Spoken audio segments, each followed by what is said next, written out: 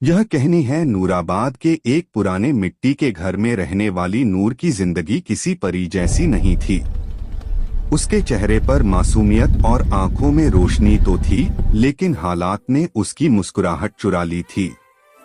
उसका हर दिन एक जद्दोजहद था। बीमार माँ की देखभाल, खाली बर्तन, टूटी हुई छत और दिल में पलती उम्मीद की लौ। नूर की माँ फातिमा बीवी एक नेक दिल औरत थी, मगर पिछले 4 सालों से बीमार बिस्तर पर पड़ी थी। शरीर जजर, दवा के पैसे नहीं और कोई करीबी रिश्तेदार पास भी नहीं आता था। घर के खर्च का कोई जरिया नहीं था। कई रातें यूं ही भूखे पेट गुजर जाती, मगर नूर कभी भी अपने रब से शिकवा ना करती।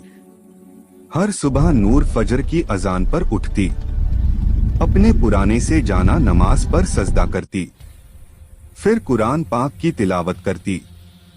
उसकी दुआओं में एक ही इल्तिजा होती, या अल्लाह मेरी माँ को शिफा दे और हमें हला। फिर एक दिन गांव की एक बूढ़ी औरत ने उसे बताया कि जंगल के किनारे एक वीरान हवेली है, जहां सालों से कोई टिकता नहीं, मगर अब मालिक लोग शहर में हैं और वहां काम करने वाले की जरूरत है। मेहनत का अच्छा पैसा मिलता है। नूर ने माँ की आंखों में झांक कर देखा कमजोरी, दर्द और बेबसी। उसने फैसला कर लिया, अगर हवेली में शैतान भी हो तो अल्लाह की कलमा और तिलावत के साथ जाऊंगी। माँ से इजाजत ली, 2 रोटी और कुरान की छोटी किताब झोली में डाली और निकल पड़ी एक ऐसे रास्ते पर जहां उसके सब्र और ईमान की सबसे बड़ी आजमाइश होने वाली थी। जिस हवेली की तरफ नूर रवाना हुई थी उसका नाम था शमसी हवेली, जो कभी जमींदार नवाब जैनुल आबदीन शमसी की रिहाइश हुआ करती थी। लगभग 100 साल पहले यह हवेली गांव की सबसे आलीशान इमारत थी। संगमरमर की दीवारें, बड़े बड़े झूमर, बाग बगीचे और फव्वारे। नवाब साहब बहुत अमीर थे, मगर उनकी एक ही औलाद थी। एक लड़की जुलेखा। कहते हैं कि जुलेखा बेमिसाल हुस्न वाली मगर बहुत घमंडी थी। एक दिन उसकी शादी एक शरीफ मगर गरीब लड़के से तय हुई जिसे वह पसंद नहीं करती थी।